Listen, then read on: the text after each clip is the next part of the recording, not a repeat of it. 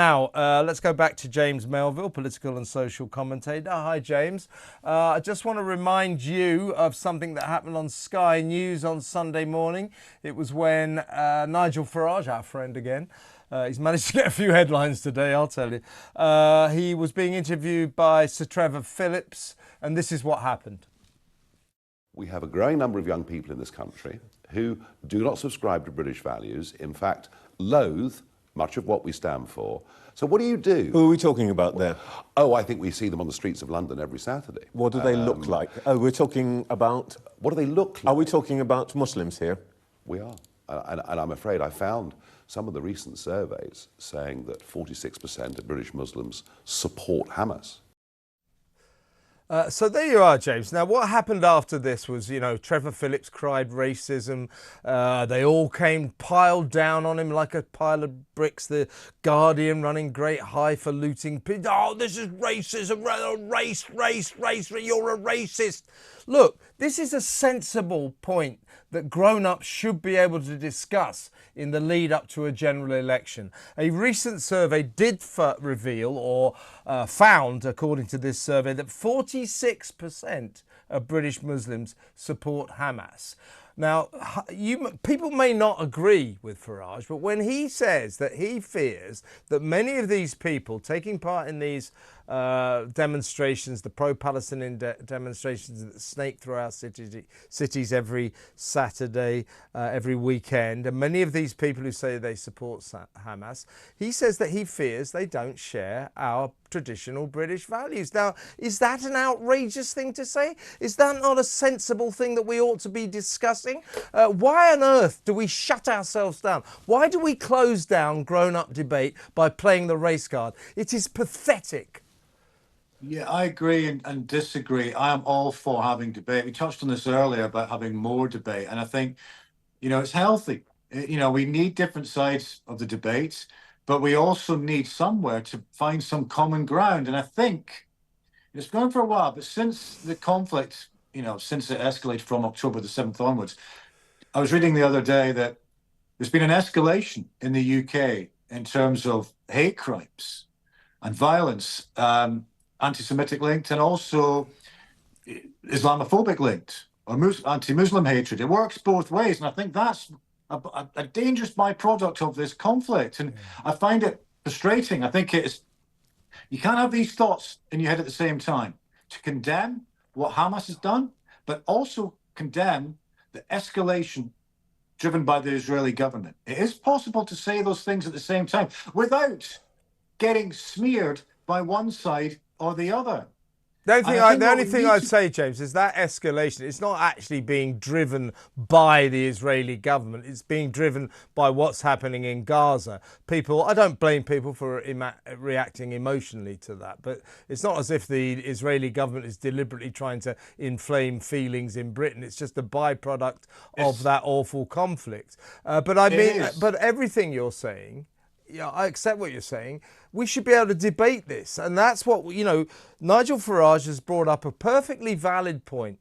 It is a bit worrying. I'm sure all surveys don't say the same thing, but this recent poll revealed 46% of Muslims support Hamas. Now, if we can't debate that in a grown-up way in the run-up to an election, what kind of a stupid country are we?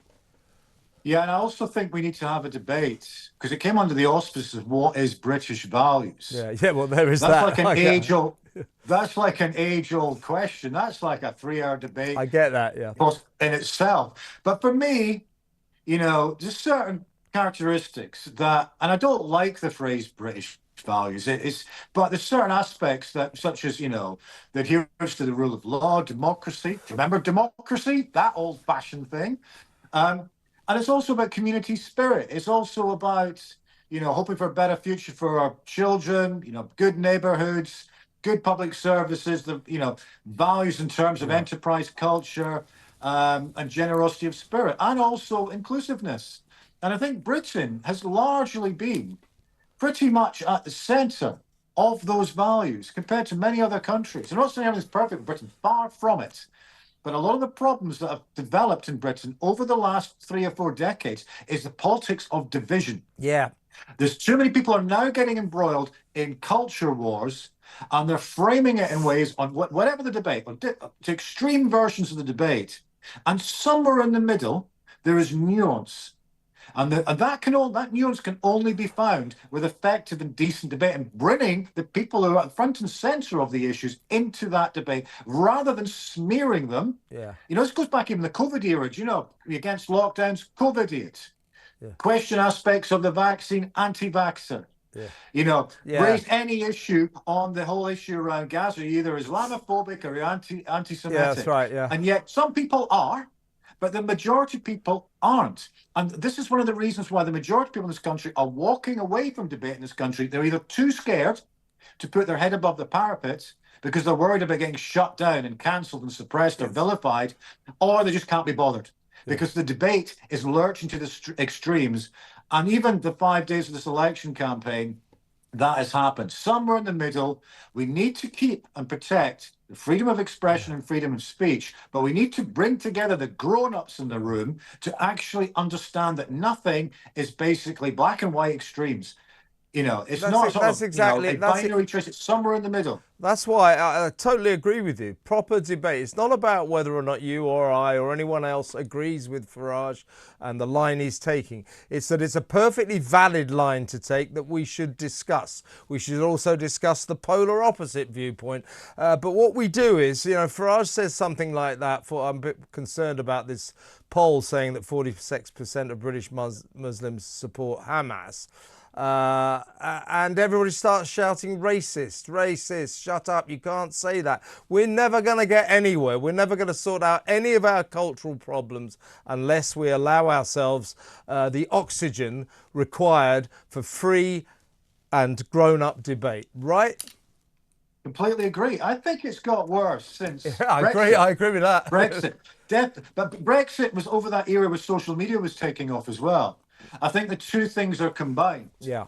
So there's much more choice in terms of media outlets, conversation, social media. I mean, that's a double-edged sword. I think it's good that more people have got this chance to amplify and share debates with a much wider pool of people. I think that aspect of social media is really good, but it also brings out the extremes. And, the ones who shout loudest often get the most amplification. And sometimes it's on the extremes, and that's a dangerous place to be. I think we need more conversations where people are willing to take a step back and actually look at someone else's opinion and go, do you know what? I disagree, but I'm willing to debate with respectfulness. We've got this mentality now that you can get certain people who might agree on 9 things, but if there's one disagreement on the 10th thing, they're smeared and vilified. Yeah, it's a form of thought policing and groupthink, and that has really crept in over the last few years. Since Brexit, I think social media is a problem with that. Brexit, you're right. It changed the sort of political map. It changed the dynamic of the way we tend to debate politics. And Brexit, frankly, I'm going to blame the Remainers for this, because it's like, oh, you voted Brexit, you don't agree with me, therefore you're a moron and you're a racist. That's the tenor of the debate we get now, and we've got to emerge from that. I mean, the Remainers were the Brexits could be bad about the Remainers as well. So, yes, the uncouth rudeness of that debate, it wasn't a debate, it was hurling insults, and it didn't get us anywhere. It continues to get us nowhere, and shutting down all debate with playing the race card and God knows what, you're a moron, I hate you, you don't agree with me, you're a pig. It's just ridiculous, and we've got to grow up. James, excellent as always. Great to talk to you. Let's do it again next week. James Melville, political and social commentator.